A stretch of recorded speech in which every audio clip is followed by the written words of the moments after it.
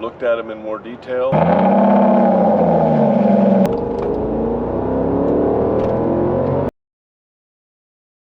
So, 88 pounds and others.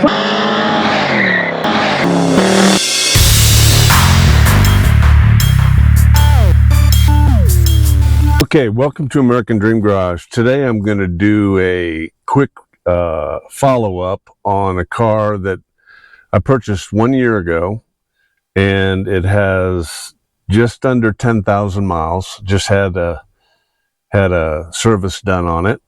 So I was going to do a 1 year, 10,000 mile review of the car. The car is a 2022 Mercedes S580, new model. It came out in 2021, and it had quite a few changes and revisions from the previous model. So I thought I would go through some of those things and go for a test drive. Relative to the car and how it's performed, the only thing that needed to be done on its 1 year service was an oil change. It did have a nail in a tire, and unfortunately these are run flat tires and they cannot be repaired, and they are relatively expensive, just under $500 for a tire. So that would be my only negative experience. Other than that, the car has performed well. But I'll go for a drive, and we'll talk about some of the features and what I've liked on the car and what I haven't liked on the car. Okay, let's go for a quick test drive.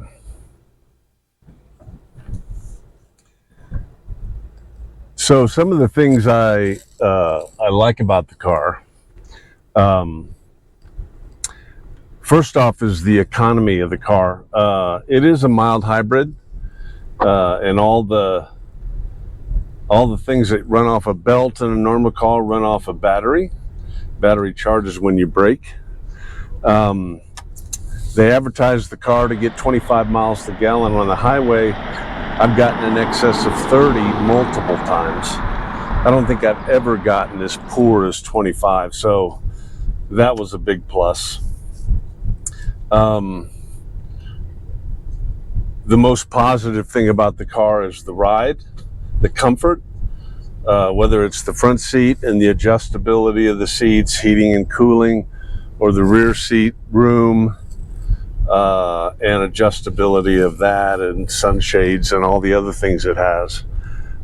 It's just extremely quiet and comfortable on the highway. The other positive thing about it is, while I'm not a proponent of self-driving cars, this has level 3 self-driving capability, and it basically, when you have it in cruise control on, the car basically steers itself. You got to keep your hands on the steering wheel, and it will change lanes when you turn the turn signal on.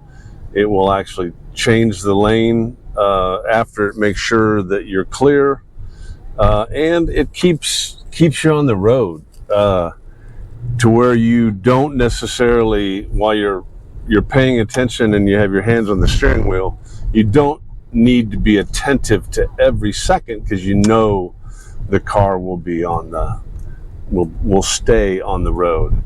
Relative to the engine and performance of the car, 496 horsepower, 0 to 60 in 3.9 seconds.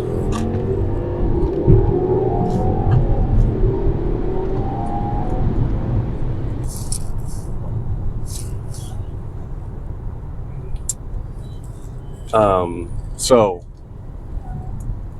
yeah, I have an AMG model. I don't know why you'd want any more power than that in a car. And so you combine that with the 9-speed transmission and the fuel economy that you get. It's a pretty unbeatable package. But on the highway, Again, with the cruise control on, it will keep you in the road. When you want to change lanes, it'll look and make sure you're clear, and it'll change lanes for you. So it's just very comforting from a mind perspective. There are so many things on this car, it's almost impossible to review them all. The car has the 3D package where you put, once the cruise control is on, it will direct you with three-dimensional arrows on the screen, and I will try to get a shot of that and show you. It's okay. I don't know that it's worth the money that you pay for it. I don't recall all the other things which came with that package. I definitely like the rear seat package, the warmth and comfort package. All of those I think are worthwhile. Some things that I'm questionable on. The car has, with this Distronic, it has the ability to recognize speed signs and slow you down, which initially, it's like, yeah, that's great. In a school zone or in a construction zone, the car will slow you down. The negative is that it picks up random 40-mile-an-hour signs from exits and so forth while you're driving down the highway, and on a 200-mile trip, 3 or 4 or 5 times it will automatically slow you down to 40 when there's no reason to. So that's a feature that I ended up turning off. The Hey Mercedes feature. Hey Mercedes, turn on the passenger heated seat. I'm switching on the seat heating on the front passenger seat. Hey Mercedes, open the rolling shade on the sunroof. I'm opening the roller sun blind on the... So, on simple commands, again, for heated seats, opening the sunroof, things like that, she does pretty good. But a lot of the other things, I don't know if she doesn't like me. I get the feeling she doesn't. We just don't get along, and she doesn't like to do a lot of the things that I ask her to do. I'm sorry, but this function is unavailable. Another thing that I'm indifferent on now after a year is the door handles, which pop out when you approach with a key. I thought that's great from a carjacking and from a theft perspective. But the thing I don't like is when the car is in your garage and you don't have a key, and you come out and you can't get into it. And there are times where even though I do the finger movement on the door, it still won't open, and I have to go get the key. So that's frustrating. But having said that, it has all the things that you could ever want to play with. The mood, music, and sensation. You can put on various programs, which I'll show you, and they will adjust the temperature of the room, of the car. It'll adjust the lighting. It'll give you seat massage and so forth. That's nice. It has a dyno, which I don't know what the potential use for that is in a car when you're driving. Gives you real-time economy data and graphs it.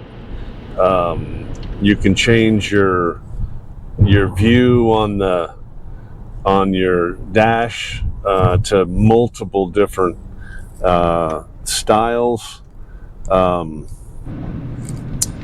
So all of that stuff, I mean, it falls into maybe the neat category, but I don't know how useful it is on a regular basis. But if you fall back to the basics of what you buy a car for, comfort, ride, power economy, room for five, and then I would say security. I really don't think this car will let you crash it. I think someone has to crash into you. And if they do, you've got, I don't know how many airbags, rear, front, side, to where everybody in this car is protected.